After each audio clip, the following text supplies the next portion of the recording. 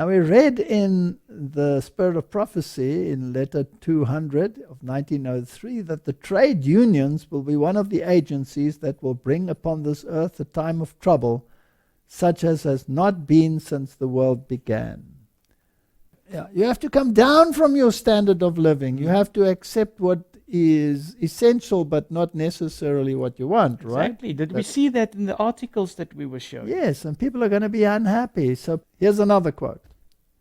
Political corruption is destroying love of justice and regard for truth. And even in free America, rulers and legislators, in order to secure public favor, will yield to the popular demand for a law enforcing Sunday observance.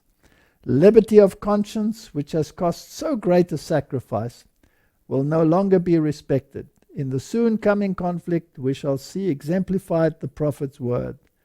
The dragon was wroth with the woman and went to make war with the remnant of her seed, which keep the commandments of God and have the testimony of Jesus Christ. The conflict will have to hone in on the law of God.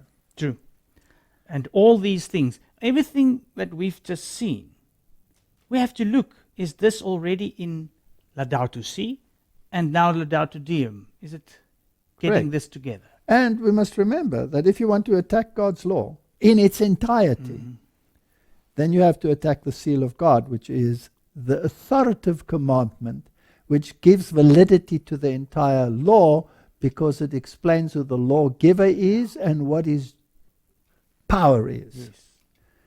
So Martin, Sunday legislation will be an attack on the law of God. Oh, for sure.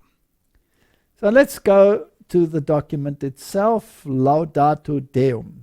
As we've said before, very little on morality because he doesn't have to put it there. No. But he also doesn't have to introduce the legislation. No. He should just point a finger in a direction. Now in Laudato Si, he already referred to Sunday legislation. Exactly. So he doesn't have to do it in Laudato Deum. He had the whole morality issue and angle in Laudato Si. Correct. So what is he doing now? We must go back to the prophetic picture. We have here on the screen in the backdrop two beasts that are involved in bringing the world to the point of decision. One is already his hand on the legislation, the other one is reaching for it. Correct. So that's the symbolism of the picture behind us. So this beast, which happens to be the first beast of Revelation 13, the papacy, has to point the finger towards the second beast. So the mother has to tell the daughter, this is what I want you to do. She's already done it. How far has the second beast responded? And is it only going to respond after Laudato Deum, or has it already started to respond after Laudato Si? Yeah.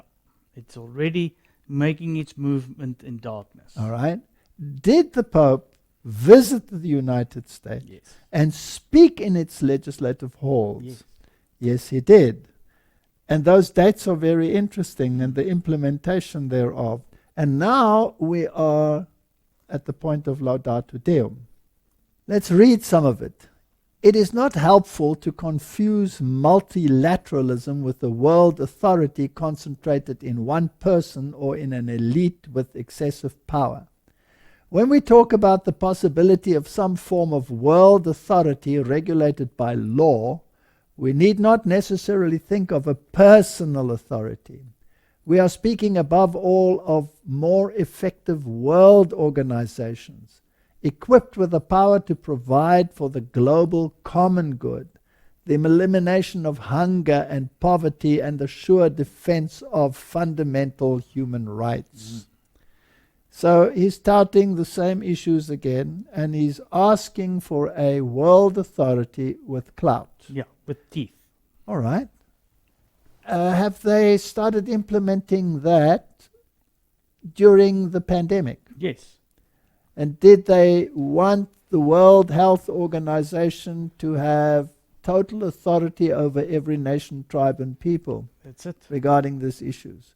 So there's a forerunner for a pandemic What about a climate pandemic? Yes, climate crisis. Is he asking for a body with the same powers? Mhm. Okay. And every nation would have to sign away its authority to be subject to this. So is this a universal issue? Yes. So when the mark of the beast will be applied to every nation, tribe, and people, and everybody will be forced, then the mechanism, the organizations have to be in place. That's it.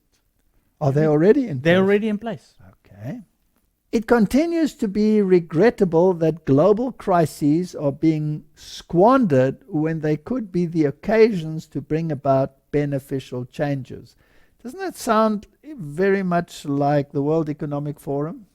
It's exactly the same wording. Doesn't it sound like Gates? That's it. We cannot squander a good opportunity Yeah. like this, a Never- good calamity. Never let a good crisis go to waste. Never let it go to waste. So legislation has been introduced. Yes. All right. So now we have to do what? Look at prophecy. That's it. There are two hands here. There's the first beast and there's the second beast. According to prophecy, who's going to be the driving force? It's going to be the second beast. That's it. That's the one implementing everything. Doesn't it say that he will force everyone? Yes. But not him, through the second beast. The second beast will force everyone to worship the first beast. That's it. Right? How do you worship the first beast? By obeying it.